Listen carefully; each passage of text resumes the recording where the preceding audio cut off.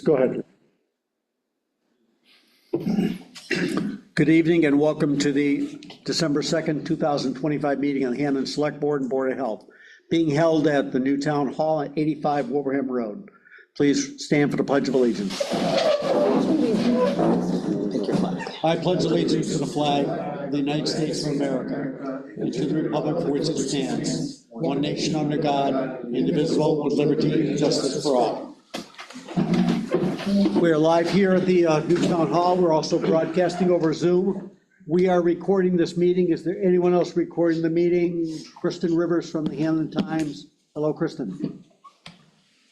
So we have no minutes to review. The first thing in our agenda is to welcome the the Wilbraham Select Board again to our new digs. Thank you. Thank you. I'd like to call this over officially. Thank you for that. Thank you. Call through. We also have other guests. We have Dr. John Provost and where is Doug? Oh, and Dr. Slaughter, both from the school district. Mike Tirabassi from the school committee, Dr. Tirabassi, and I believe Michelle is online. Not yet. Not yet? No. And we do anticipate that the chair of the school committee, Michelle Boudreau, will also be joining us. Yeah. So, and Nick Bro, the town administrator from Wilbraham. Hi, Nick. So, this is the ongoing discussion we've had about the status of the Wilbraham Middle School and how any expenses going forward, having accumulated, should be treated. I think this is maybe our fourth meeting on this subject, third or fourth? Third, you think? My first. Might be Eric's first. Welcome. So we'll let Eric take it. So, which is, actually, it's a good thing. Let's talk about it as if we're talking about it for the first time, and that'll really bring Eric in on it. Don, would you mind giving us a quick recap of how you see it standing at this point? Right to the heart. Right. First of all, anything I have to say is not a criticism of Dr. Provost or Dr. Slaughter. They've inherited a mess, and they've been trying to find many, many ways to get out of the mess that was created 10 years ago when they unified the two schools, packed all the kids into a school. That was not sufficient at that time, and it continues to be insufficient at that time.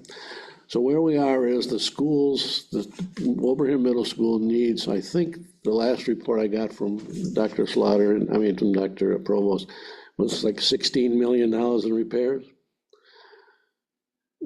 That's based on the 2015 estimate. So it's probably a lot more than that now.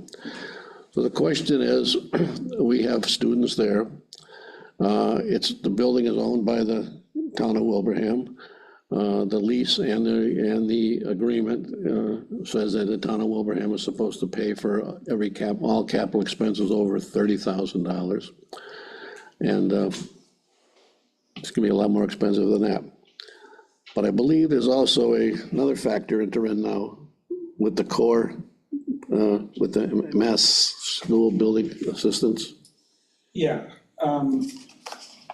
you guys Go ahead. got I asked for the letter to be sent from the school committee to you guys when we saw the price tag for what was supposed to be an accelerated repair project, which we were accepted into, of going, probably approaching close to $10 million, certainly at least $7 million. When you want to be responsible, right, you want that cost to reflect. And looking at that 2015 report, there's a number of systems in the building. Okay, all the systems in the building are beyond end of life and failing and need replacement.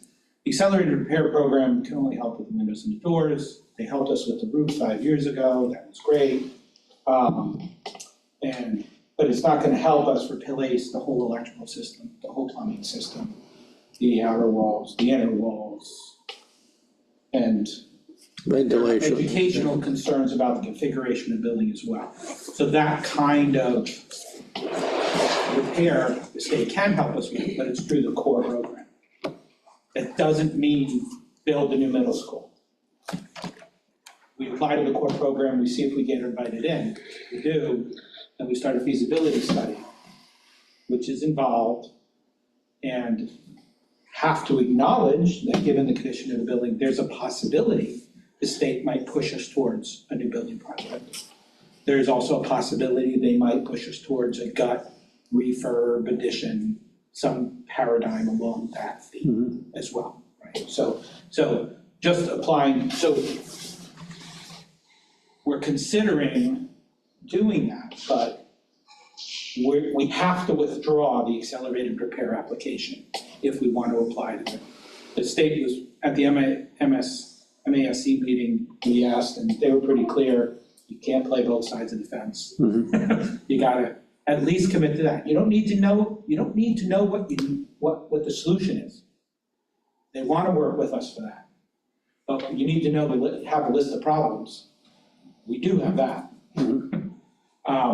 However, any core building project will not be successful without support really from both towns, but that starts from the select boards of both towns. So before the school committee even seriously, weighs the decision as to whether to make the action, withdraw from the accelerated repair, apply to the core, I think it's very important for us. I thought it was very important. The committee thinks it's very important that we hear from both select boards that they understand the situation and are either supportive or not supportive or to those actions. You have to keep in mind, a new building project would definitely be regionally owned, right? You guys aren't on the hook for the Wilbraham Middle School right now, but your kids are there, and if it turned into a new building project, it would be a regional project. And if it turned into a gut refurb, there's a million paradigms, and I don't think the committee's looking to hear, we do this for this, and this for this, this for this. Just, we understand the problem, we acknowledge the insight, and we're, maybe we're hoping to hear supportive of the decision to maybe change our approach and go in the core building program. There's a lot at play here, and John, I think you could much better say the educational problems specifically with the building, ignoring the physical system problems that are all beyond. Well, just before that, Mike, I'll speak to both Sue and Mark. This is Minichog all over again. For those of us who are around 15 years ago, this is exactly the path on the study that was taken. Even before that, we said, okay, do we fix, repair Minichog, or apply, or back away from that application, apply to, I think it was the model school program at that point. It was the MSB building program. But they wanted to push a model school, and then you would get a better rate. Much better deal. So it's the same argument all over again. I don't think there's a lot to be gained by going over what could have happened 8-9 years ago, when perhaps this might have been the decision back then, when this program could have been undertaken for 33% of what it's gonna cost now. We're here where we are right now. I will say personally, I think what you're talking about is the right course of action, because otherwise you're just Band-Aiding it. And we're gonna be back in 5 years with more to do. But this is the same thing we talked about, Mark will remember, when we talked about Minichog. You're putting a new coat of paint on something that's not gonna get us into the 21st century at that point.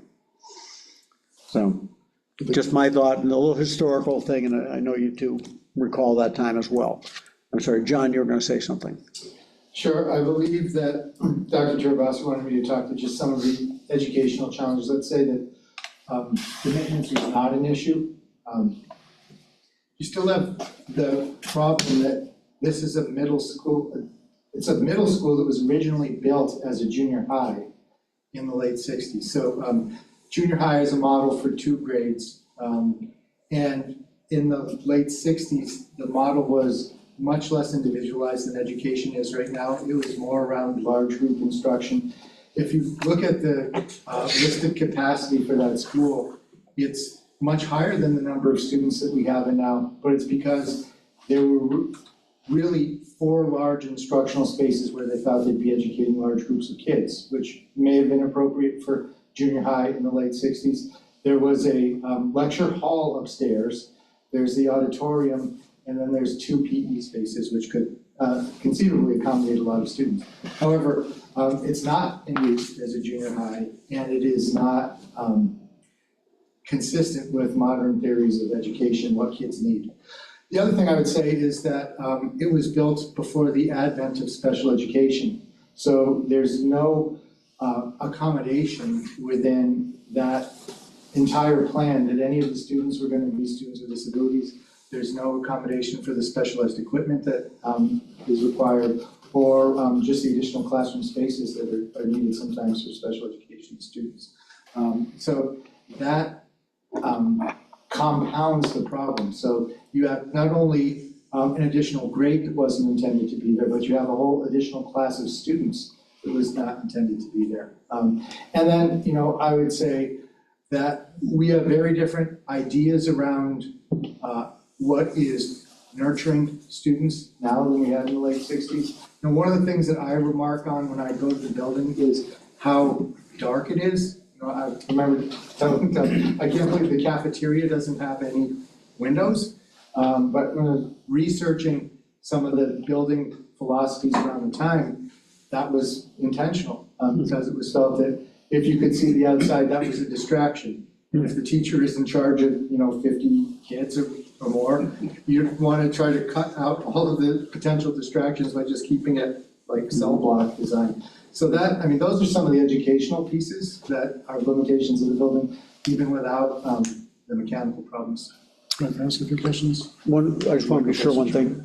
So is this what, I know they were before you last week or so. Did you already get a lot of this last week with your meeting? Okay, I just want to make sure you're not cut out. I'm sorry. No, it's okay. So I'm just being new to this, and I just have lots of kind of follow-up questions, and some of them may say, this may seem a little grandiose, but I will say them anyway. So we're talking about, theoretically, we're looking at the accelerated building program, which is like doing just spot repairs, windows, doors, things like that, right? For a certain X amount of dollars. Now, if we switch this and go to the core program, is that still going to be, is that going to solve all the needs, or is that just a Band-Aid? Or is it, are you going to be able to, redo classrooms and all that stuff, or is this just kind of making it a little bit better long run, or is this going to kind of educationally as well as building wise? That can be up to us to decide with the state through the feasibility study, if they invite us in. The program is competitive, I think that's worth noting. And during the feasibility study, there could be a result where they say, well, you could go this way, rehab, refurbish, or you could go new building, or they might just say, go to building. Right. Given the circumstances. Sure. So the concerns over the gut rehab, right, is will it really get the job done? Well, that's my concern, A, and B, what's the cost of it at the end of the day? It's gonna be pretty close to a new, that's gonna be more expensive, but is it really worth throwing away a lot of dollars for a few more? When you could get everything that we would, I'm not gonna say everything we want, because things are always evolving and changing, but I just trying to better understand. So the feasibility study could theoretically recommend an entirely new building based on what's driven. Okay, thank you. The attitude that I got from the meeting and the sessions that I attended was, I think it's good to go into the process with an open mind and the support of everyone, all the key stakeholders, so that you can look, really do the feasibility study to figure out, because it all comes down to the kids, right? What's going to meet the educational needs and support the teachers on their mission to educate our kids, right?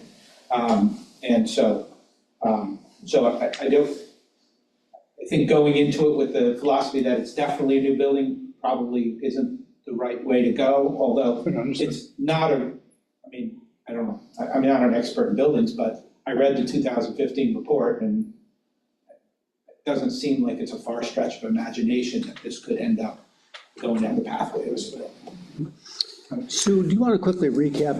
Maybe you had different thoughts last week for those who may not have watched your meeting. Having been part of the Minichog feasibility study and then was on the building committee for the Minichog, the whole point of the feasibility study is really to get contemporary information in a deep way about the circumstances that exist in the building, about the needs that present themselves, what's optimal, and then we're making decisions as both communities about what we end up doing. I mean, we made decisions about how to approach Minichog. With Minichog, just for folks who weren't in the community at the time, the district building was never something we were gonna get any state support for. We had to pick up the tab for that completely. There was discussion about whether or not we wanted to continue to have a pool, big ticket item. We didn't put air conditioning in. That's New England, who needs air conditioning, But it was gonna be another price factor that we were concerned as we worked as the communities combined with players from the district, from elected people, town people. Doug Boyd and Carol Fitzgerald were part of that from the get-go, as was I.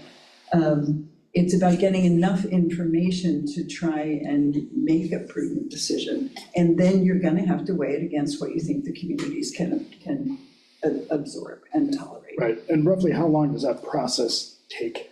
Because I know if we're withdrawing from one program and going to this program, that's gonna just kind of. That's a good question. I mean, the more number time, that I know is that it was a dozen years from start to finish. Right. But I want to say, it was a couple of years process, and I think we were trying to do a little bit more ourselves than we probably would do. At this point, I think we would hire a consultant right out of the gate. It's been long enough ago that it's not all that fresh in my mind, but there are consultants who do this on a regular basis, and some that we've been involved with in the past, and some that we could get recommendations from locally. So Long Meadow's going through this process right now, and my understanding is they started where we're at right now in 2021.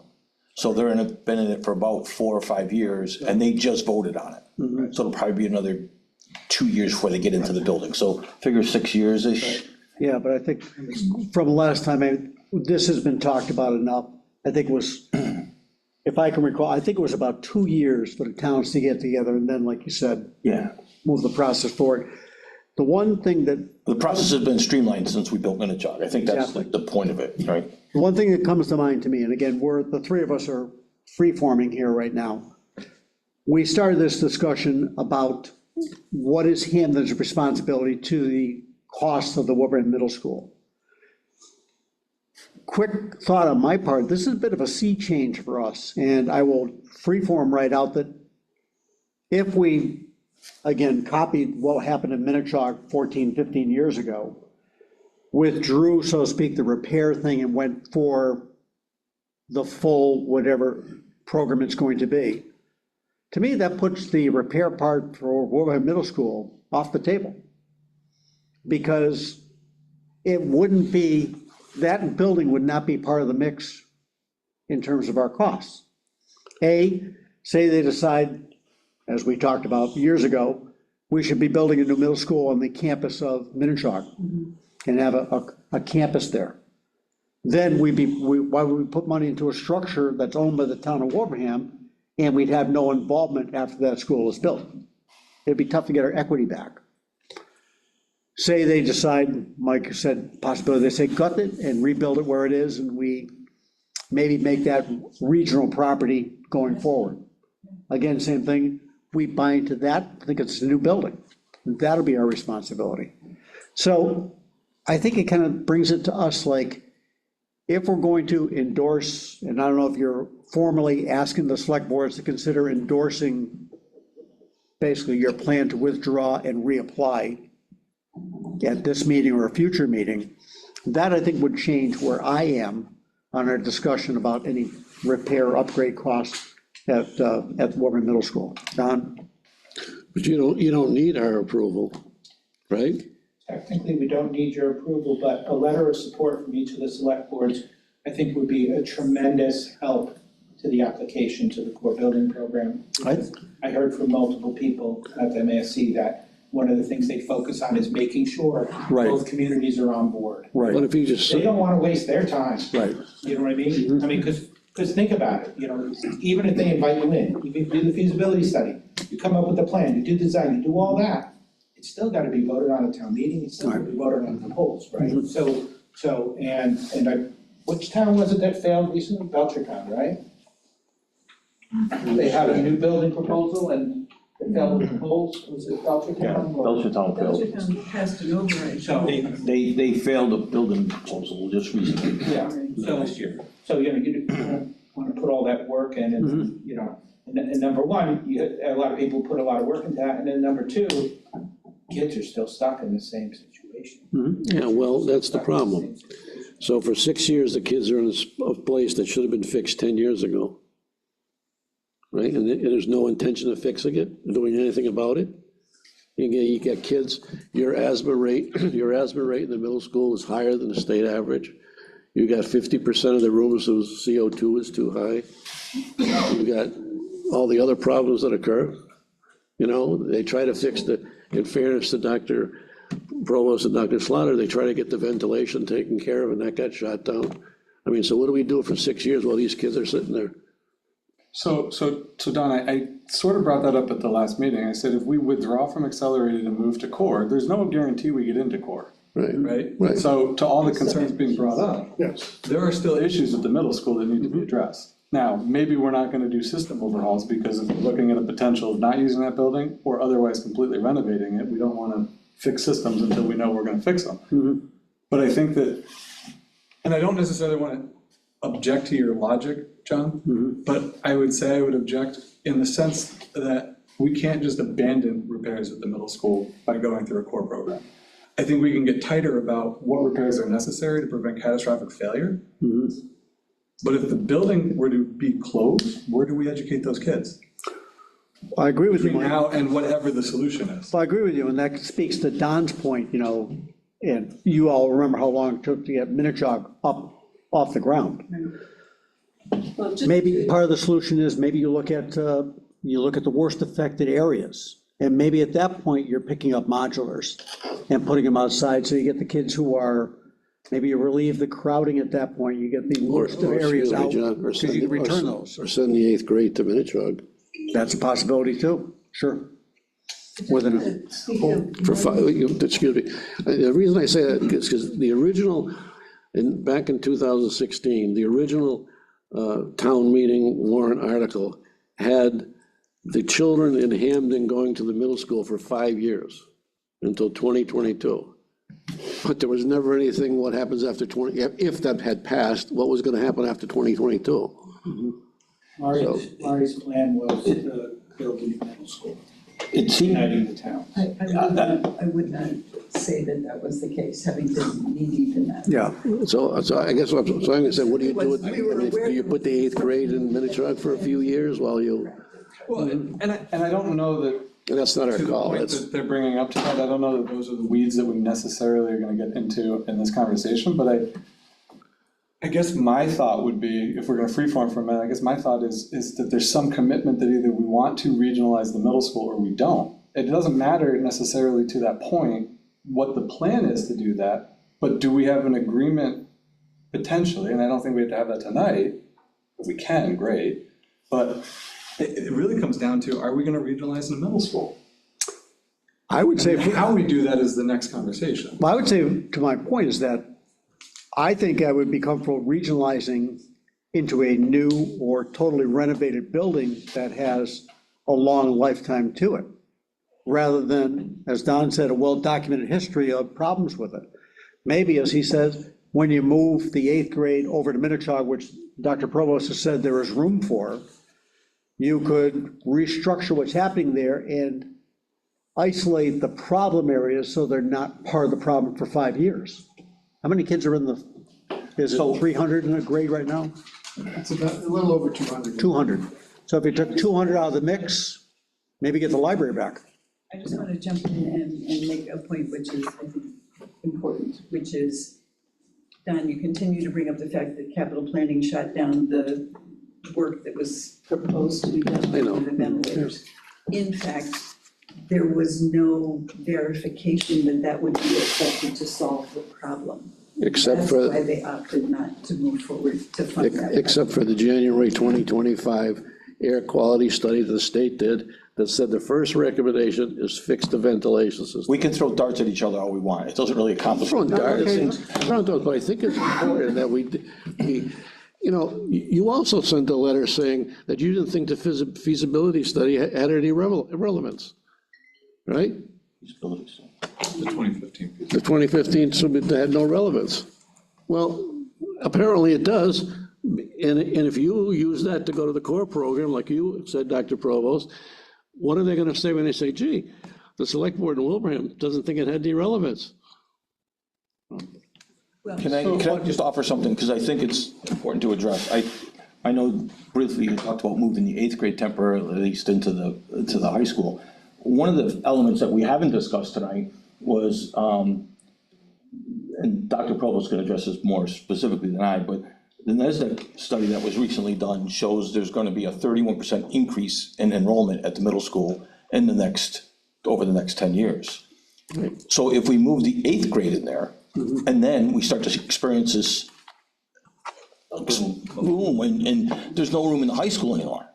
So I think if we do that, you might end up having a problem where you're just shifting the problem to the high school. Understand, So I think, but again, you do say it's over 10 years. 8th grade as a temporary in order to get Exemplary, through and the core again, program. I think that's- again, if the growth is in the I younger think grades, you you have have to look at that, yeah, maybe. Yes. But, and I guess my only question in response to, you know, the free form you threw out, John, which is, paraphrasing, you're okay with the idea of a truly regionalized new building, potentially. I'm not saying you're gonna say yes to that, but you're going down that path as it's more. Well, I think if it's a regionalized building, and I know there's been, everyone said, oh, that's your goal, been your goal for 15, 20 years.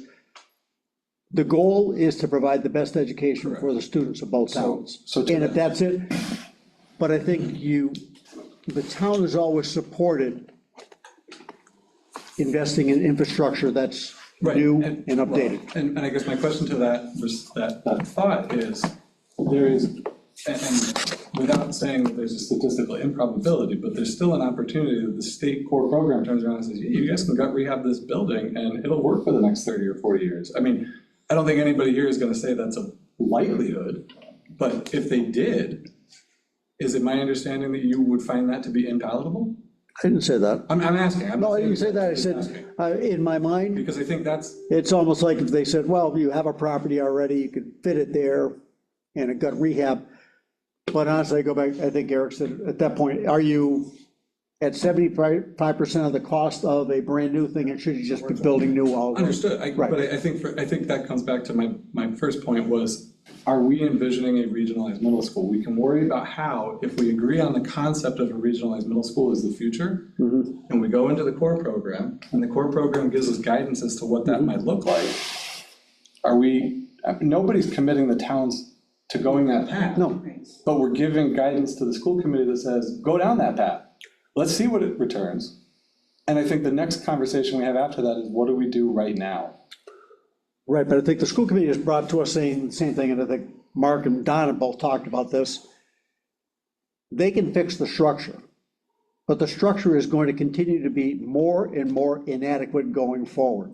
If that projected increase comes along, you're gonna be shoehorning kids in there. Well, I would hope the feasibility study would not just look at the physical plan, but what are the educational needs gonna be over the next Exactly, 50 years? exactly. And it's gonna say to expand the building. Right, I don't think there's some way, any way but- that without major expansion, you could expect Wilbraham Minnetonka as a building to serve as a Hampden Wilbraham regional school building for the purpose of educating 3 grade levels of kids. Something major has to change. The other thing is, I feel like we are already in a regional middle school situation. Your children, the children of Hampden are in Wilbraham getting educated at the middle school, and it's inadequate for kids from both towns. It's inadequate for every kid in the building. So we are gonna have to address some of how we get through the next few years. But to the points that have already been made, I think it feels, although everyone hasn't spoken, that the idea of withdrawing from this accelerated repair program, which could keep us in the building for longer than it has any prayer of being serviceable, and applying for the core program, which at least will point us in the direction of getting a feasibility study that lets our combined communities and the school district associated with them get information about how we can educate our middle schoolers. But quickly, back to Don's point, yes, but that's years. How do we take care of the Hampden and Wolverhampton students that are there now in a compromised situation? Can I just ask a quick question? Doug, do we have any idea when we would hear, if we go through the application process starting now, do we have any idea when we would hear back? It's, If we're invited the in? core program, they do it in December, so, or late November. So the accelerated repair, the application's due a month earlier generally. It was due in March this last spring. They gave notice, they had the board meeting where they voted, approval was in late October. Okay, So with the core program, they typically extend a little bit longer. It's April when they're due. They typically vote in early December, so probably this week for the people that applied last spring. okay, so next year at this time, we should hear whether or not we're invited in. Yeah. Okay. So you would withdraw the application and do a new application for the core program. How much does that cost and how much time does it take? There's no cost to apply. I mean, it's the opportunity cost and the salary cost of Doug essentially. And a few other people. But, you know, the real cost would be, like I said, the opportunity cost. Should we not be invited in? We had money available for repair that we're saying no to, so that I think is essentially what your cost to apply would be. And then there's a cost for the feasibility study, and that gets. But you wouldn't do the feasibility study till after We're invited in. invited in? What's the cost of that? And that could be couple of $100,000, right? I mean, if you did a, Well, I think last time you paid for the feasibility study out of the E&D, wasn't it? Last year it was 150 grand, No, I mean, for the Minichog, I think that was, the miniature feasibility study. It was a requirement to be in the MSBA program, to be making that application. And it was one of those circumstances where it was money they could bill to the MSBA once things moved forward. I think even if we had not been accepted, we would have been reimbursed for that. But it was that special circumstance where the school committee says, we're gonna borrow for this, unless the select boards Right. stand up and say, no, we wanna hold a town meeting, a special town meeting to vote on whether or Yes. not you're allowed to make that borrowing decision. I think the dollar amount associated in the feasibility study might be too much for the school committee to handle. I mean, how much do you expect, Doug? I think at this point, you know, to do a feasibility for the core program, you know, it's gonna be $700,000. Yeah. They're pretty extensive, you know, because I can tell you from a previous district I was in, Oh. that did it several years ago, it was $400,000. And it's a, you know, ground up kind of look. So they look at, you know, they look at the physical structure you've got currently, they look at your educational plan, you know, they look at your enrollment projections, you know, they look at, you know, the entirety of, you know, the variables that you want to consider.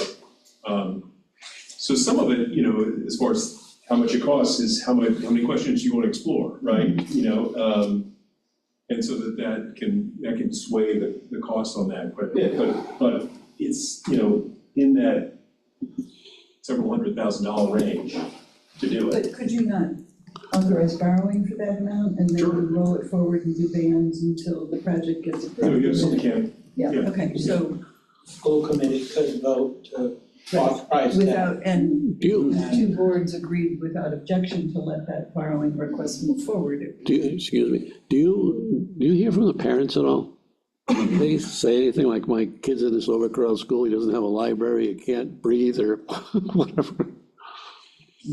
I actually do not. The one time that I would say I had sort of a modicum of concern from parents was when we had the mold situation happening.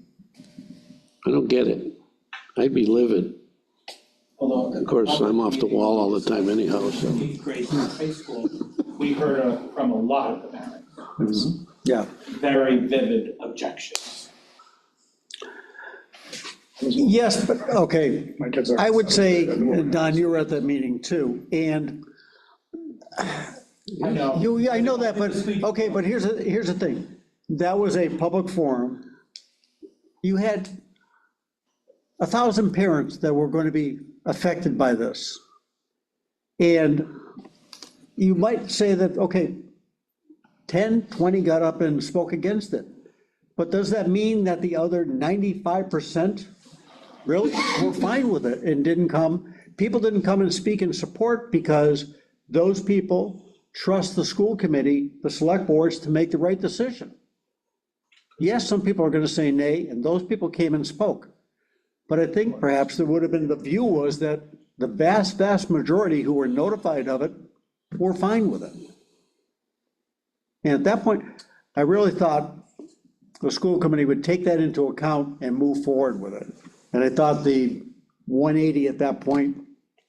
But some had an opportunity to send their children to the high school this year in the 8th grade, the 8th graders to high school. Didn't get a big reception.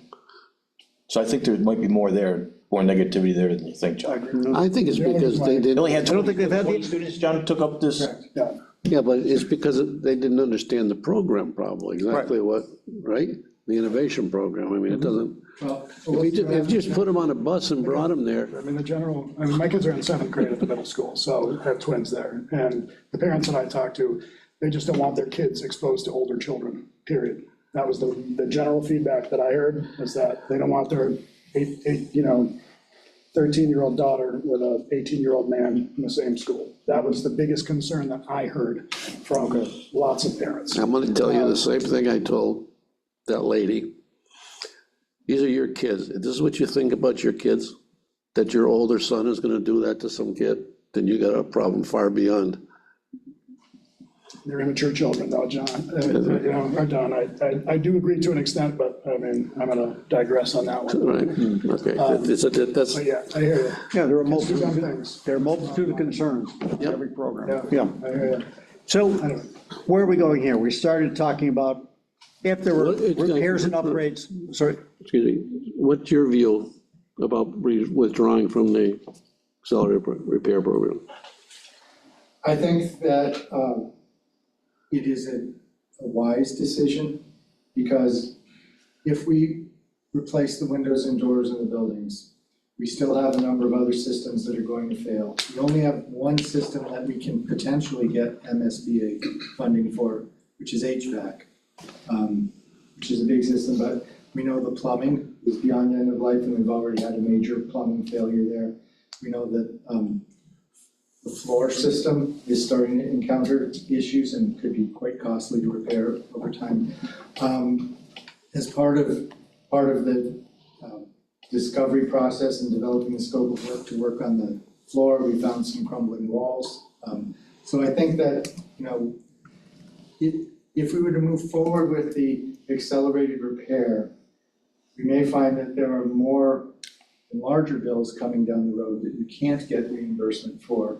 And now you're kind of locked in because of the recoupment process of the MSBA, which we haven't talked a lot about, but basically means that the MSBA expects you to use your building for the usable life of whatever repairs they fund. So windows and doors are 30 years.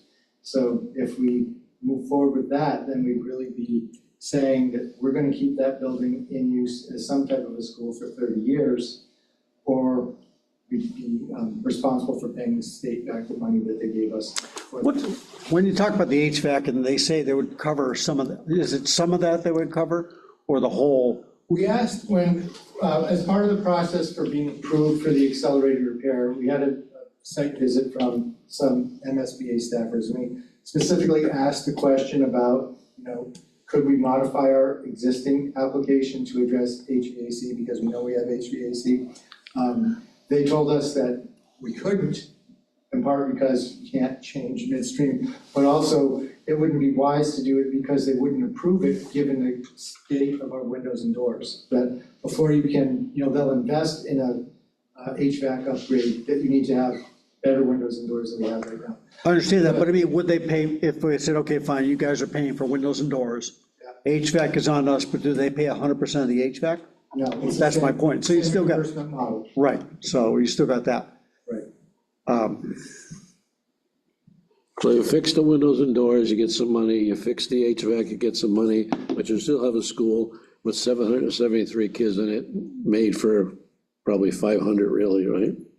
Oh. I mean, when we talked about doing this on the middle school task force years ago, we always talked about adding some, let's call them modular classrooms, for lack of a better term. That's never been done. I mean, Correct. that was, Never been done. it's never been done. So, I mean- But I would like John to speak, or Deb to speak to what we're looking at for modular classrooms now, because that was an eye-opener for me. I remember what we talked about, the expense associated with those back in the day. Well, I recall, because we talked about putting them at, even at Green Meadows at the time too. But when I mentioned modulars before, and that was to Mike's point and Don's point about the education continuing, if we were in the model building program with an eye towards 7 years down the road, having a new middle school, maybe a different location, could we address the potential problems with modulars rather than doing a full system repair? I do worry about repairs triggering. We went through that when we looked at the town hall. If we want to address them, all of a sudden you're into that 30% of the cost of the building thing, and now you have to address, you pulled on one thread of the sweater and the whole sweater unraveled. Is there a potential, you've got such a high number, windows, doors, HVAC, and all of a sudden they say, well, now you gotta do more because you're over X% of the value. And we're stuck using it for 30 years. That's the core question for me, like, why would we want to take money to help us support renovations to a building? I understand, but is there a parallel thing we can do? Say, this is the plan, you apply, they approve. Yes, you're into a feasibility study for $600,000. And you're going to go out and timeframe 4 years, to build. I don't know how East Meadow's doing with theirs, but pretty quick. Is there a concurrent plan to take care of the children that are in that structure for those 4 to 5 years while they're waiting for the new thing? Don makes a point, well, you're not going to abandon those kids that are going through it at that point. You need to make sure they're healthy, they're in a good environment. Maybe that's where modulars come in. You look at the worst areas, you go to as I think Mike said, you go to a cheaper fix because it's not meant to be permanent. New air handlers that don't replace the whole thing or whatever. But I think you have to have those concurrent paths.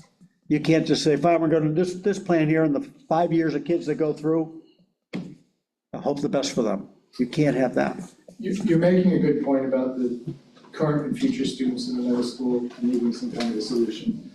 I guess I would just say that modular classrooms of today are not like modular classrooms, say of 20 years ago. Right. Now we're talking about what they really call permanent modular construction, or design buildings. And, they're quite costly. Even in the aftermarket, I did price out some used modulars, but the costs associated with embedding and attaching your modular construction to your school, which is kind of how they're all designed now, really is a cost driver.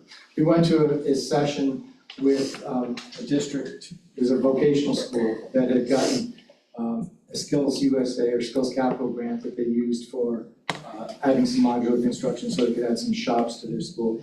Their cost was about $250,000 a classroom. And these are buildings that are designed, these are not like things that are meant to be temporary, they're kind of designed for a 20-year lifespan. They have their own systems, their own heating, their own electrical, the whole thing. So I don't know, it kind of creates a lot of the same problems. So let's say you spend $6 or $8 million adding modular classrooms to a building, and then you move away from the building. You lose a lot of your investment in those modulars when you get to the end of their life. Right, but again, I wasn't talking about replacing all the classroom space. I'm saying, if you're saying we have, maybe you say, I'm breaking the school down into 4 zones. Yeah. Zone A is the worst zone. Okay, and that is going to require 5 modulars to relocate people who go into Zone A outside to another area, rather than saying I don't know, it's 50 rooms over there, something like that? Yeah. Something like that. I'm not saying pick up 50 modulars, because some of the spaces are okay. 5 modulars, the one number that we've got is 1.25 million, and it's a permanent investment. on whatever property it goes into, which means it becomes a liability maintenance issue for either community or the district. He just said it was, you looked at used ones also, so there must be a remarket for them. There is, Yeah, but it's not a very significant discount. I know, but I'm saying just, it doesn't necessarily have to be a permanent thing. Well, I they're think it designed to be does. good for 20 years. Even if it's a resale, it still requires all the requirements of foundation and permanency that a new one would require. And if it's a good solution. Again, we're just throwing out different things. We have a problem. What's a possible solution to it? Right. Some of the biggest concerns were like ventilation, right? Is there any way to put some cheaper external ventilation system supplemental to the HVAC to get fresh air, to drop the CO2 levels, or besides the HVAC replacement, is there any way we can put supplemental, like, Exactly. say somebody in your basement, you have high radon levels, and you put a fan in your basement that just literally blows out just to freshen the air, so that's the big. Yeah, it's a good 5-year thing, Yeah, doesn't need it's to be 30. Right, is there something like that, that won't affect the HVAC, that's a good Band-Aid to get just through this process to make sure the kids is getting what they need, and, or at least their, air quality, things of that nature. So, this is really not my field of expertise, but I can tell you that whenever we've had a chance to make upgrades there, we've used heat pumps. Because that, and even the the accelerated repair program that we talked a little bit about, that we might qualify for, if we did windows and doors, would likely be heat pumps.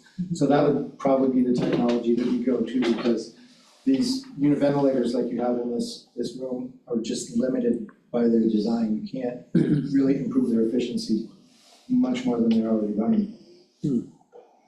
And so because we've been doing kind of like classrooms here at the middle school, at the high school, do you have any sense of what we're looking at? Or, I mean, I don't even know where to.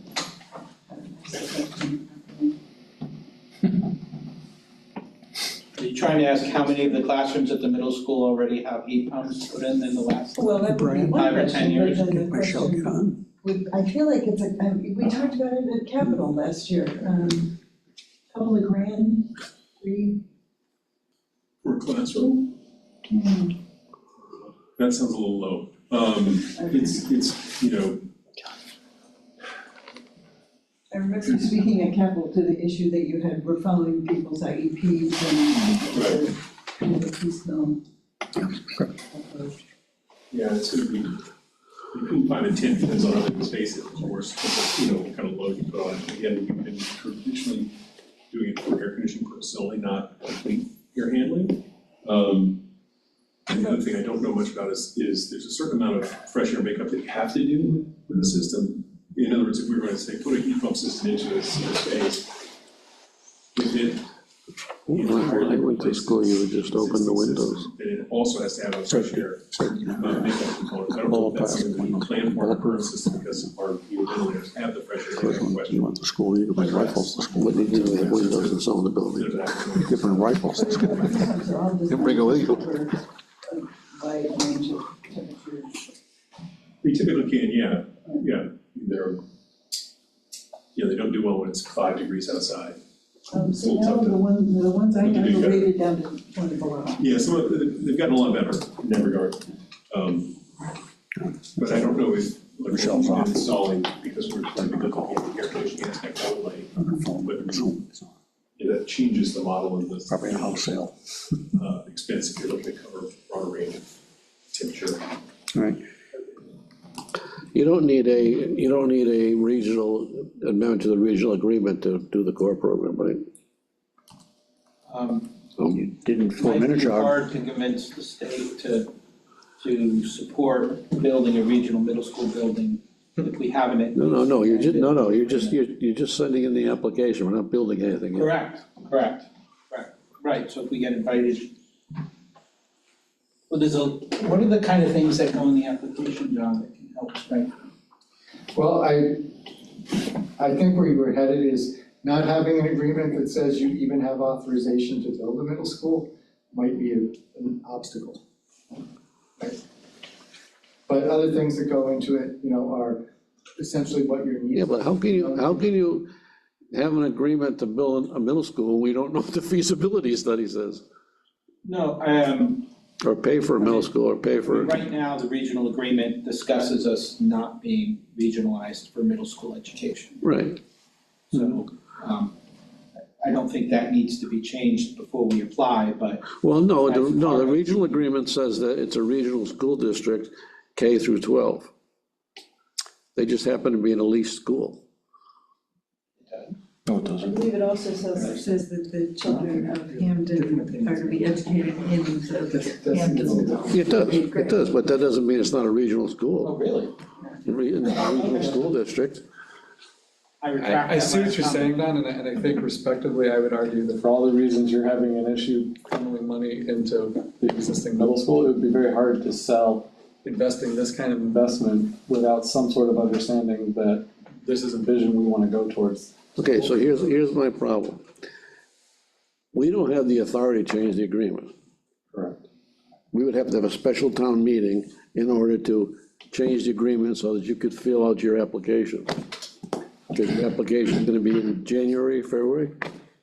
I'm sorry, but I thought what you just said was basically the regional agreement as it stands, said we're a regional school district. So it doesn't sound like it does need to be changed in order to apply. For that part, right.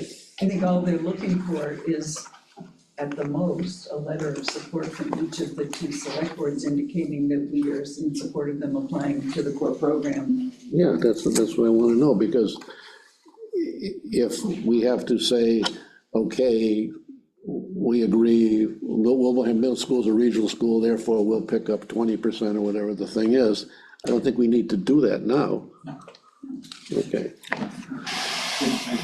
Very, very brief and broad, we understand and we support, the school district in this application, What's the current, and correct, you probably recall, Mark, I don't know what we got on Minichog, 60%? 62, wasn't it? 62? What's the current number they're offering, you know? What is, It's more than that, because we have a model program. oh, the model gave us extra. 67. I think Long Meadow's program currently, they're paying 96 of 151 million. But again, Long Meadow, how about East Long? I'm just How about East Long Meadow? referencing that, because How about East Long Meadow? East Long Meadow might be a little bit higher, but, Remember, they had the district and pool also, current yeah, costs and the reason I go to Long Meadow is because that's middle school. Yeah, well, So- true, but Long Meadow has a long history of authorizing more than is supported Yeah. by the MSBA and Yeah. picking up the tab for whatever isn't True, getting true. reimbursed. you know, see, And John, do you know offhand? Yeah, so we don't know what it would be for next year for sure. We don't even know what it would be for this year. As part of the accelerated repair, we said, so you could sort of back test this and let us know what it would have been like if we had gotten it last year. At that point, the reimbursement for eligible costs was 57%.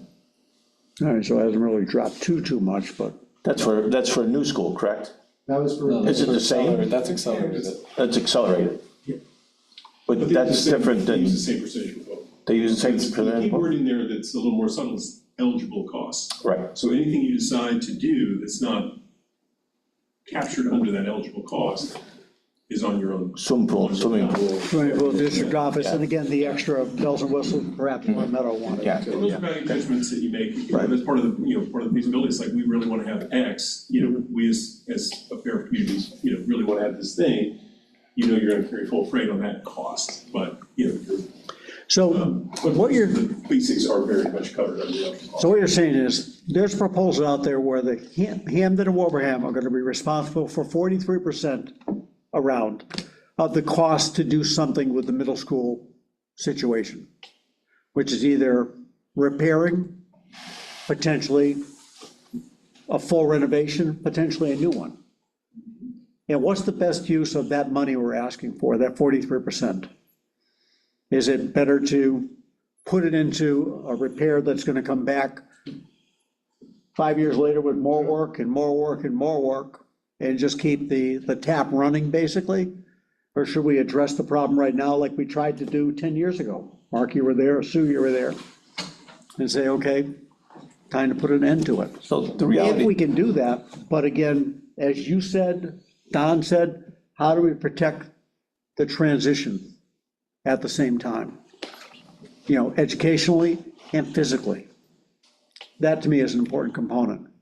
Otherwise, honestly, I'm all about Plan B and C and not the repair. You know, like you say, the feasibility study, I think will wake up a lot of people.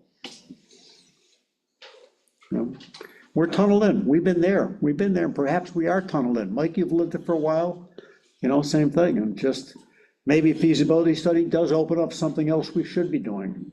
And I would also say, I would like to believe that if there's a vision through the feasibility study, it opens up an opportunity to say, I can accept things I wouldn't have accepted when I thought it was an option for permanent response, right? So let's just say it's putting kids at 8th grade at the high school for 2 years.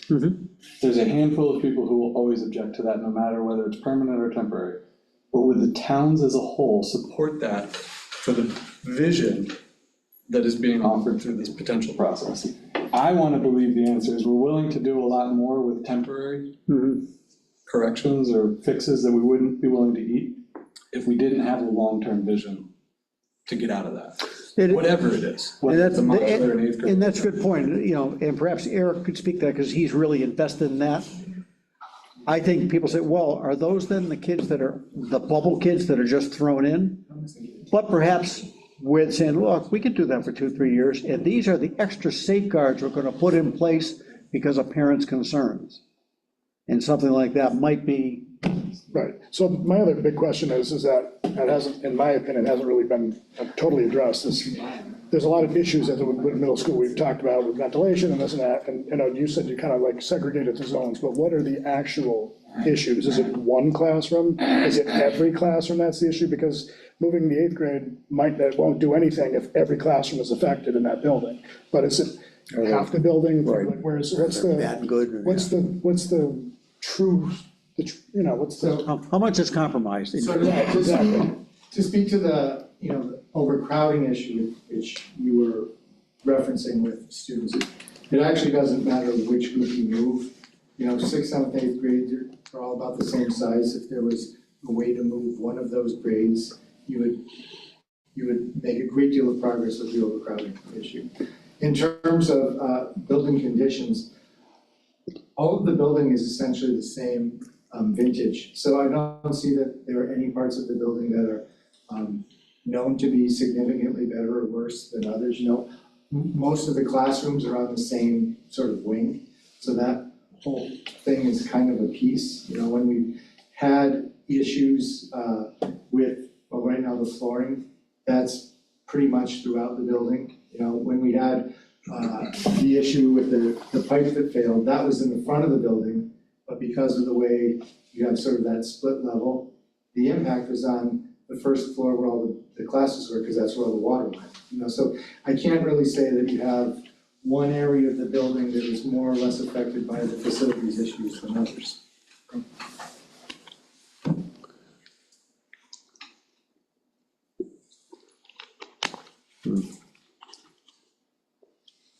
To build on that just a little bit, one thing I suggest is that given that that's the circumstance, if we were, you know, in process of doing something else, you know, how we approach that interim time period of making the building as functional as possible may be in a sectioned or cordoned, you know, sort of approach. So we might invest a little more in one section of the building, not a wholesale replacement or repair of some sort, but it may be a sectional repair to make that space much more functional for a short period of time.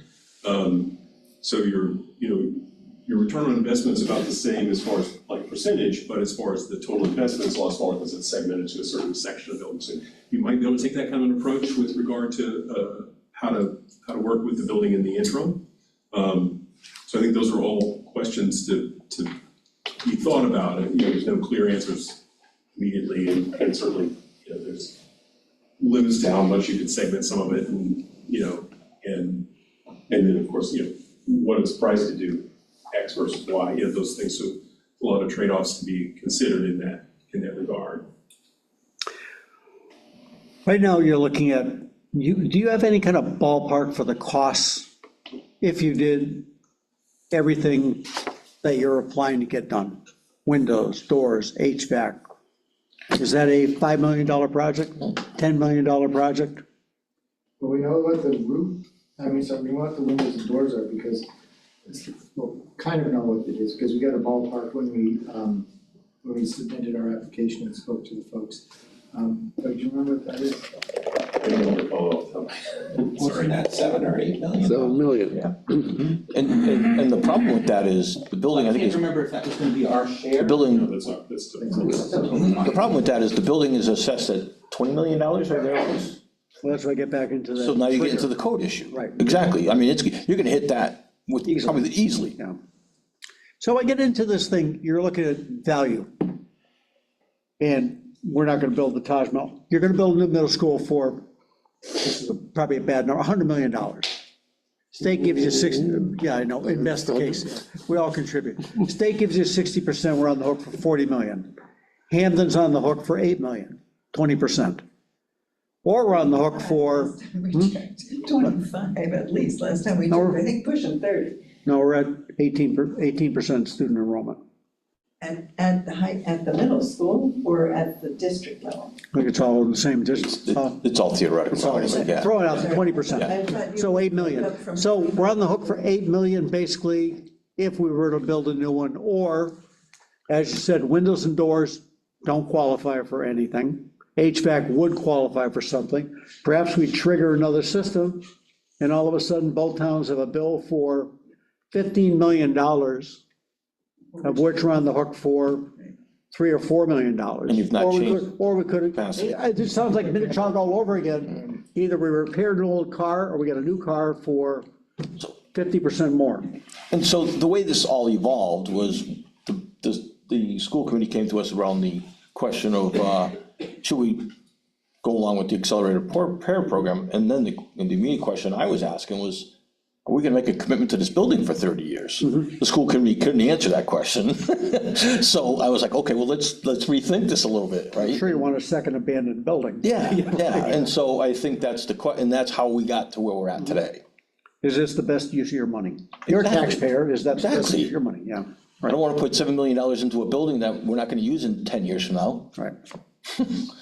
Well, this is kind of, and I'm sure it was new to you when they came to you, inkling, but okay, this is the first presentation.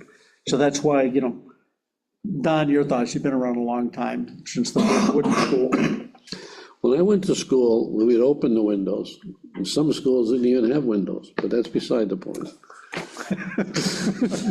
We had plenty of ventilation. There were only 10 presidents back then, it was so much easier. It was so easy to remember those 10 presidents. I'm cheap, and as you all know, and I think, I have to say, the core program, I think is probably what we need to do.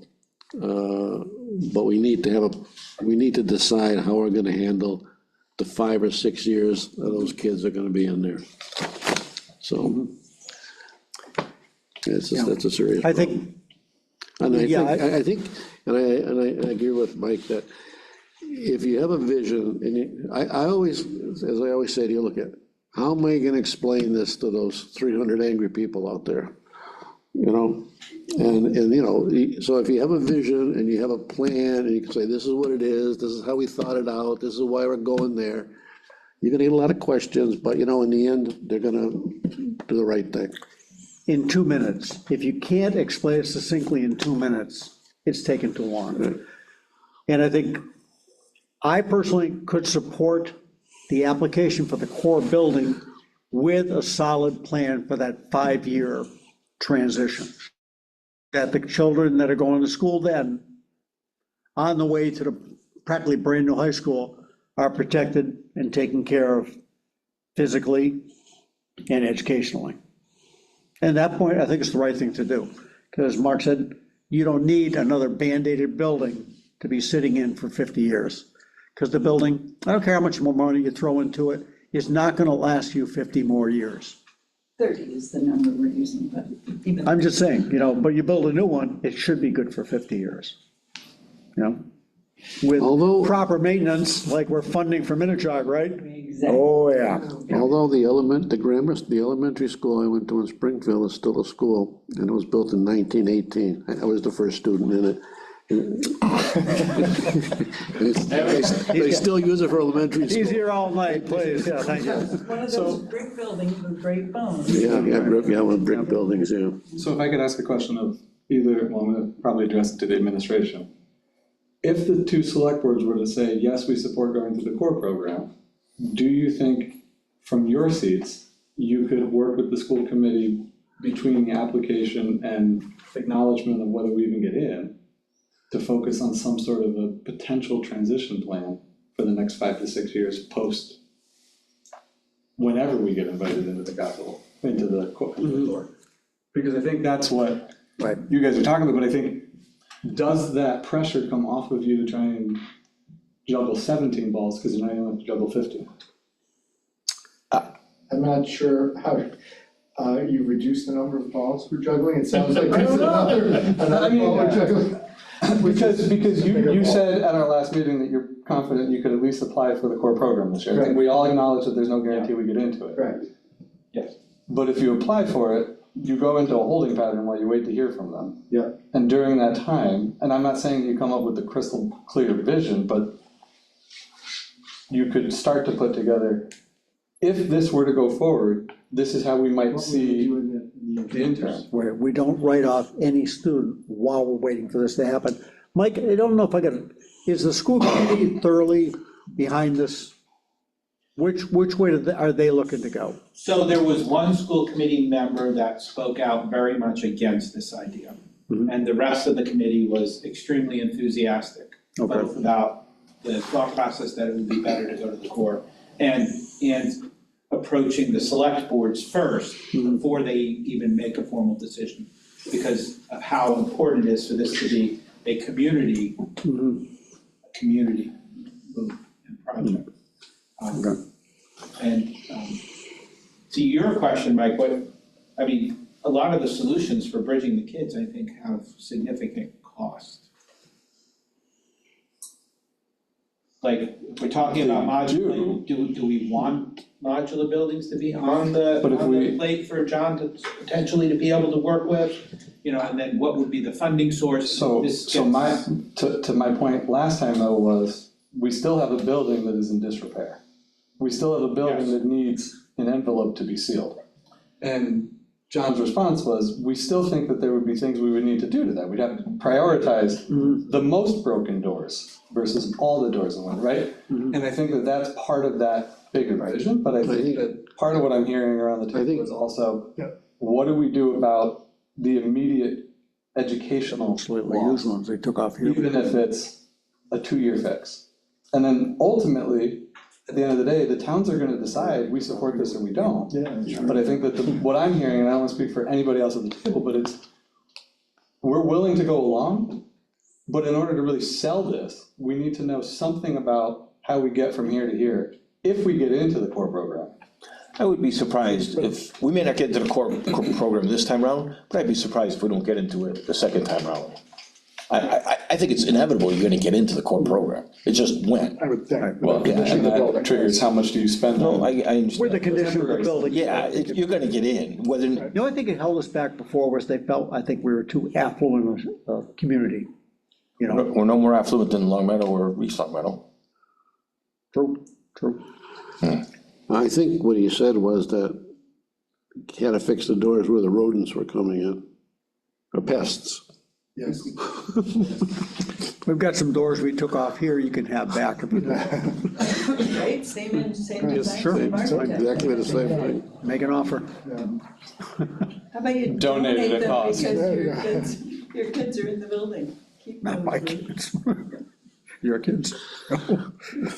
No. All right, so where are we here? You need a decision. Huh? You need a decision. Did you guys make a decision? No. We didn't. What, you took it under advisement, or?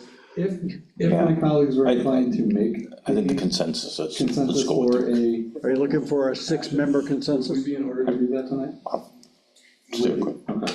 So I don't know if that, for conversation. And if you took an actual vote, what I would recommend instead at your next public meeting, you ratify it as well. take it again at the next meeting. It's not on your agenda per se. Same thing here. Right. Okay. Sure. All right. In which case, we could just do consensus. All right, so basically, you've given us a background for us to consider, and I would suggest to our board that we're gonna put this on our agenda for the 8th for a vote, aye or nay, okay? And you're saying the same thing for your Right. consideration. I think we Okay. have. And I think, the consensus is to think- vote. We have consensus. Yeah. I think if we took a straw vote, we would say, I think the same as you, but this gives us, again, it's gotta be done properly. No. So, and we would have the opportunity, if we think about it, is there anything else we want to hear back? And we would perhaps invite you into our next meeting just for clarification. The one thing I would suggest, I think Mike said the same thing, that 5-year plan. What's it gonna take to address, you're saying, look, I don't need all 30 doors replaced now. If you're saying you're gonna be out of here in 6 years, I'm gonna take care of these 10 doors. I'm gonna take care of these 17 windows, not all 300 windows, or something like that. And my 5-year plan, I'm gonna sell the house, so I'm not gonna put the 30-year roof on. I'm gonna just replace, We have a roof. I'm saying as a personal thing, type Just thing, saying, yeah. we have a roof. But at the end of the day, too, we also have, we don't know what the feasibility study is going to result in. I think we all kind of think one way, but in the immediate, like, to John's point, that we need to know, like, 5-year, but we also need to know, like, what's now? What do you need done now? If there's rooms coming in, that needs to be addressed now. Yeah. That door looks bad, it's a little rusty, but can it wait a year? Sure. That's in the next year, and just like, Right. obviously, I'm talking small items, but just, you kind of get the gist of what I mean. Yeah. What's the immediate need now? And let's look at that. And I'm just gonna say this so that it's at least been said. I think I would wanna know, in this conversation, is there a willingness to consider any support from Hampden on some of those immediate projects? If we're looking at scaling it down. And I'm not looking to pick what projects those are, but I wanna keep that in the back of the conversation. I don't wanna just give up and say Wilbraham's gonna own this whole project and we agree to that. I don't know. I'm assuming that. It's a great question, Mike. Thank you. Just wanna make sure it's been said, John. It was said. And I also, Lauren, get that down in the minutes, will you? Mike has that. I also think we, obviously, Sam Boyd, who was in fact a district staffer and is still the Town of Wilbraham's building person, we're very much involved. And I love the fact that you brought up the fact that you've got some leftover doors and things, because honestly, that could be a great, right? These two buildings were designed by the same architect. I think it would be very curious to consider the possibility of any sort of an eye to, given the reconfiguration that you've done, is there anything here that might be able to be transferable? Well, I think the right person to answer that would probably be Herb, right? Anyhow, that's a question I know Herb and I plan on going on the tour on Thursday. So maybe that's something could be brought up then. Sure. Okay. Eric, are you able to, Thursday? Thursday is the morning tour, I think it's like 9 o'clock, 9:15? Yeah. Yeah. No, okay. Sorry. After hours. Okay. Motion for Artwood. Motion to adjourn. Any further discussion? All those in favor? Aye. Thank you all. Thank you. Thank you. Feeling Thanks better? for coming over. It's a nice new place you guys got here. Thank you so much, yeah. Well, Here, take one for the road.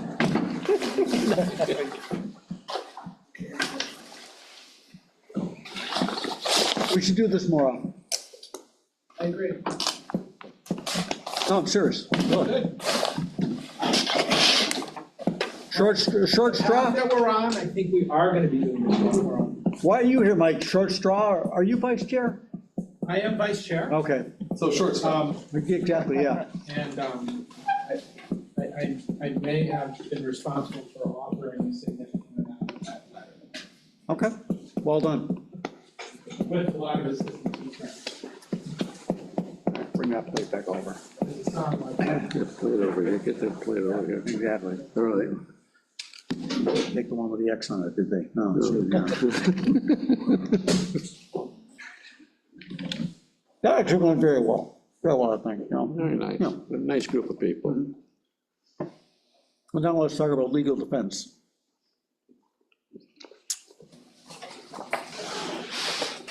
Legal defense. Let's do it. Recommendation of the town administrator. The memorandum of agreement in front of you to resolve the issue of any PBA? Any PBA? Yeah. The dissolution of a legal defense fund. And the recommendation is that they substitute that for the Massachusetts Police Association's Legal Defense Fund for the remainder of the existing employment agreement with the union. The monthly costs of that, at least for the current year, would be $310 per unit member For the year. for the year. Currently 400, so it's actually dropping that, right, yeah. 400 currently? It brings it down. Well, we're saving money. I move approval. Second? All in favor? Aye. Aye. All right. You need to sign this? Sign one of them.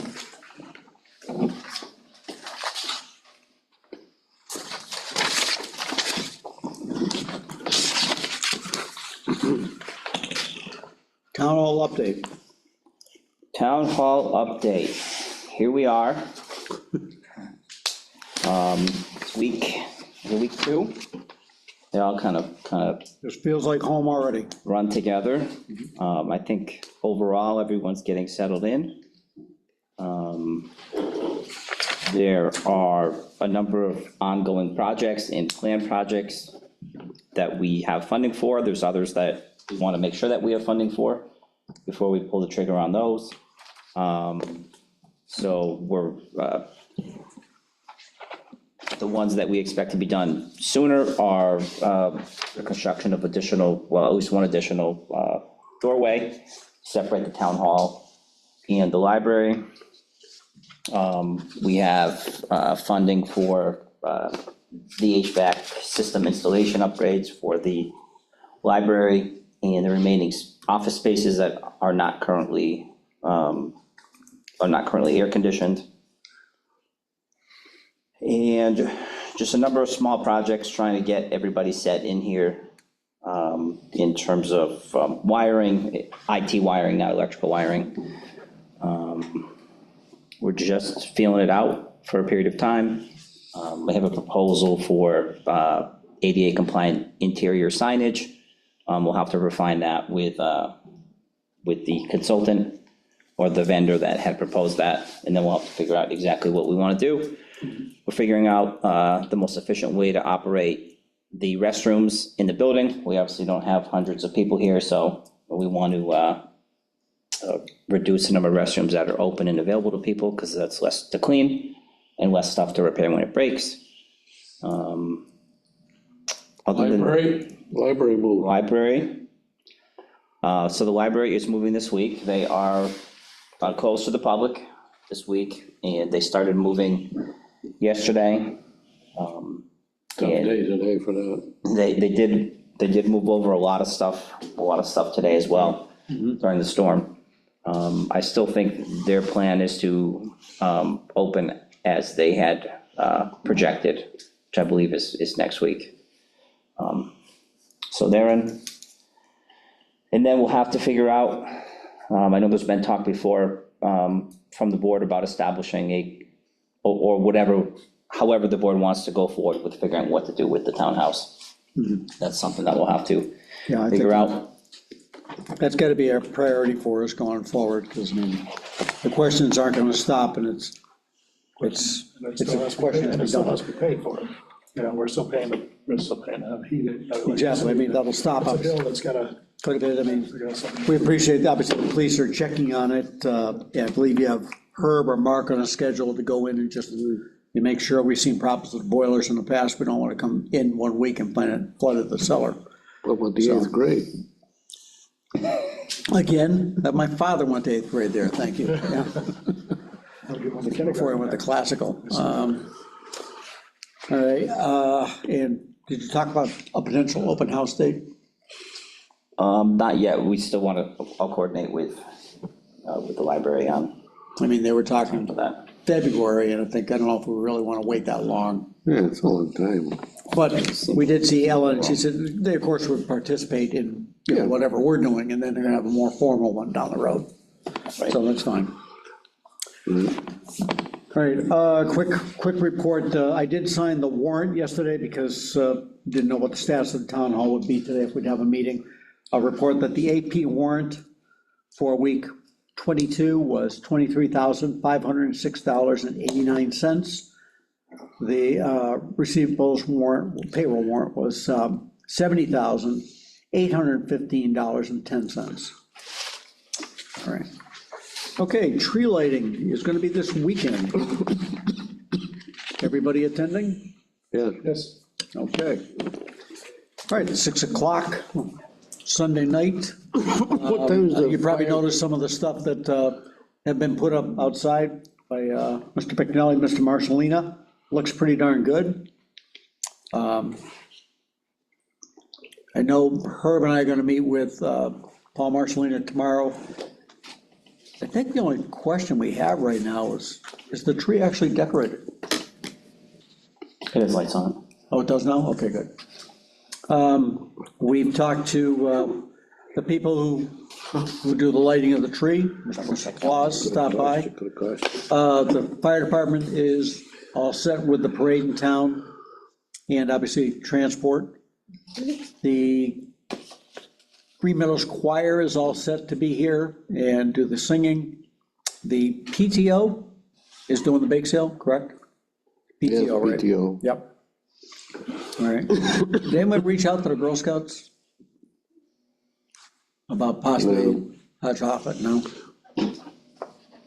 No? Okay. I don't know. All right, so I think the plan is that we have the ceremony outside, and then they can come inside. Mr. and Mrs. Claus can be up on the stage, kids come up to see them. Selectmen can go up and see them as well and hope for the best, right? And thank everyone for being here. At that point, Brian will make sure, I think, whatever it is, you code it for zone 1, basically, so certain corridors are not, everyone's not wandering all around. Yes. All right, so I'll look for everybody, you both to be here no later than, say, 5:30 Sunday. Okay. John, with the new space with the cafetorium, do you know of any plans to decorate the inside of that? Or anybody who might be interested in doing that? I thought Lauren volunteered to do that. Nope. I don't have any decorations. Where are they? We had some before? I mean, Yeah, there were tons of stuff. Does You know, where Mr. was and it? Mrs. Claus have an appropriate chair? They have Mr. and Mrs. Claus have an appropriate chair, and like one of It those, was before. How do we get it here? It's like a couch in the library they used to sit on, I know that. No, I remember that they had a real red chair or something like that, yeah. Was it the library chair? Maybe it was in the Rochford room, like stored there or something like that. maybe, Well, Brian can reach out. Take a look. No, Brian, you can reach out. We can take a look next door and see what's. Sure. Okay, anyhow, like I said, seeing Miss Marcelina tomorrow with Herb to see what's happening outside. All right. One other, in fact, if I can backtrack. Yep. Brian, I just see there was a proposal about the Abide, about the select board office. Yep. Some flooring that's really, so that's just a proposal at this point, or is that like is there like a bit of date? And or is that You want us just to kinda- authorize that, basically? So it's a proposal at this point, and they're on the MHEC contract. The question is, I need to sit down with Herb and go through the three existing accounts that we have to make sure that there's sufficient funds in there. I believe there will be, but we just want to make sure. And I'm still waiting on the 90,000 for the state earmark. And it's under the amount you would need our approval anyhow, right? You don't have to bid it, it was under 10,000 for just that one room, so. Right, so you can just, they're on the state list, you can just cut them in order. Right, okay. All right, last week, we had a nice meeting with National Grid, 2 separate meetings. It was good to actually meet some of the people we've talked to via email. So they talked about the upgrade for the electric service to Colony Drive in Bayberry. They do need to do a poll hearing for the one at the road, right, Lauren? So that part was all set, but the actual road work still needed the abutters list at that time, right? But they were gung-ho on getting it done. They gave us, incredible information. Mark was here, Chief Bruno, and it looked like it was going together pretty well. I mean, Is it all underground there? it is. So the only thing they need to do was a new pole at the entrance, basically. Oh, yeah, okay. Because of the strength of wires. Yeah, Then a couple of, I want to say handholds, but a couple underground things and a couple of transformer stations along the way as well. And this was going to be done post haste. I mean, they were going to try and start it as soon as they can, as soon as the permitting was done by us. They still need to get the application in for the road work part, but pretty cut and dried. Like I say, good to see them. And it's to address voltage discrepancies, right, within that area. Yeah. It was interesting, though, that they talked about, like I said, we had heard from one resident, but talking to Doug, who also lives in the same area, had never experienced that problem. So the fluctuation is weird, and that might have to do with different strengths on the ground, et cetera, yeah. Could also be the local service to the house. Would be. If it's like certain houses, but not all of them, Yeah. you wonder if it's the road problem, so. All right, any correspondence? AA, McCormick? Nope. Okay, Can I just mention one that I received? no, Well, okay, good. Town of Amherst, thanks Yes. to the Hampden Fire Department for their help with the fire in Amherst. I believe they sent a tanker truck. I forget what the name of the apartments were there in Amherst, but like a, I thought you said that's where Multi-day fire. I thought it said where your niece was or something. yes, but I don't know where she lives. Oh, okay. How, Somewhere in Amherst, our tanker truck was there Like for. he can find his way home. Never mind. Somebody so else. what they do for accommodations for, I mean, what do they, all the people are aware now? Yeah, what are they doing? Yeah. She has family around, so She's staying with you? No. Oh, we have a lot of family around. okay. Way down the list he is. All right. Yeah, but we sent the tanker truck up there, not we, but the Hampden Fire Department sent a tanker truck up there for multiple days. Olympia Drive Apartments. Olympia Drive Apartments, that's right. That's right, yeah. And even with the water system, they did not have enough water in their public water system to even address the fire, so they needed to run tankers to help out. So it was Okay. a massive incident. So thanks to the Hampden Fire Department from Town of Amherst. All right. Select board member reports, I didn't have any meetings, however, I did hear the Board of Appeals, there's a potential that there may be a need for another warrant article at the next town meeting for the North Road CPA property. I saw you do that, Don. Oh, Head back up. All I had to report. I have nothing. Oh, did you, quickly, Brian's question though about the Verizon thing. Oh, yeah, I was actually looking at that email. So at this point with Charter, Spectrum going to be, turning on symmetrical internet at some point in the very near future, according to them. I don't see a need to continue to pay that kind of money at this point for that major of a project, so I would support. Okay, the insurance bonding thing. Okay. Yeah, that was the poll, was it the licensing for the poll?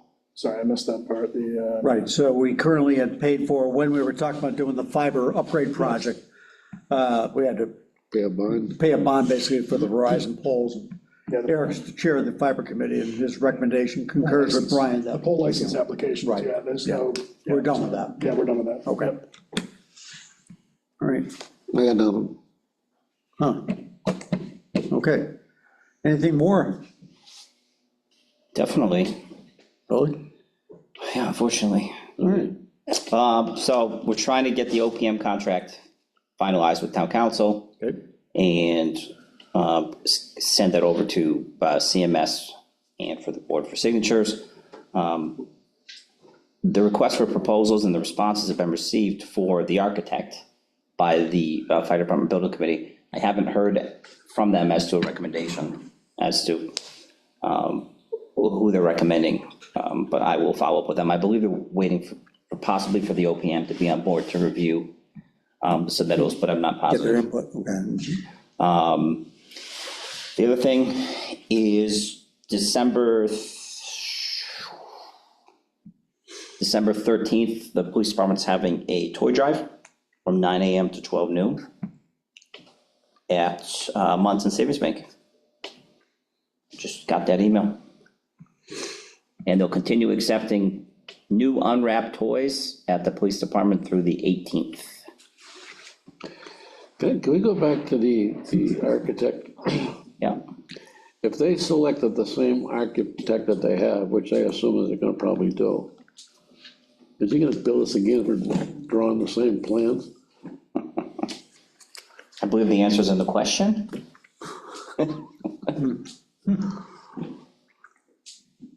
I would hope that the concept level plans that exist will not be redrawn and rebuilt. Unless his concept is to have a smaller building and save us money. That's a concept. Okay.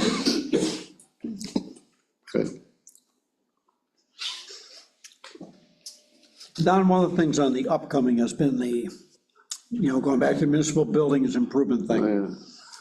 We have put that aside after we did the move, but now, is there any, is it a good thing, maybe we have that again, and with the same people, freeform, look, we got this building, what are we gonna do about it? Yeah, I don't think it would be bad, just maybe after the first, schedule another one. yeah, I think All we right. should. All right, and then after the first, help me out, I'm not sure whatever the second Monday is gonna be the State of the Union. Okay. I think we heard last year that it gives them a chance to recap the first 6 years of the budget, first 6 months of the budget and see where we are. Then perhaps after we hear that, Don, maybe we'll schedule the quarterly review. We'll have 6 months in the book and figure out where we are. One other thing we gotta do too is, we gotta start talking to our friends in Wilbraham about the regional dispatch contract. That's up this year, right? Yeah, we had talked, I remember when Tony was here a couple meetings ago, we did talk to Tony Gentile about, where we stand with that. And I'd like to also, Don, you brought up a point about a couple of, I think we do need to maybe work on all the committees and check their appointment status, and that goes back to, Bob had developed that little handbook, Yeah, he did. employee listing, whatever, and that had the dates in it. That's something, I will say, I think Lauren's flat out right now. And I would suggest that, we've had the luxury, basically, of Ruth helping her out through the tax work-off, which we heard doesn't go through December. And again, right now, any help she can give Lauren, we're authorizing pay it out of temp help right now. So anything you can slide off to her, that would help us out. Let's get that done. Do we need a different rate for that, Brian? No, it's just a minimum, it's minimum, like a minimum wage. Or it's just a clerical rate, I basically? mean, we've had similar positions that we paid most recently for planning, essentially. Right, like Rose helping out Joanne, yeah, okay. All right, but again, same thing, those things need to be done, but maybe they can be delegated.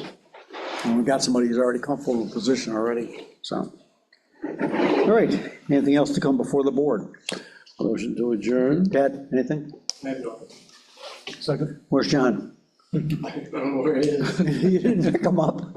Well, call him later and tell him what happened, please, will you? I will. All right, thank you. All in favor? Aye.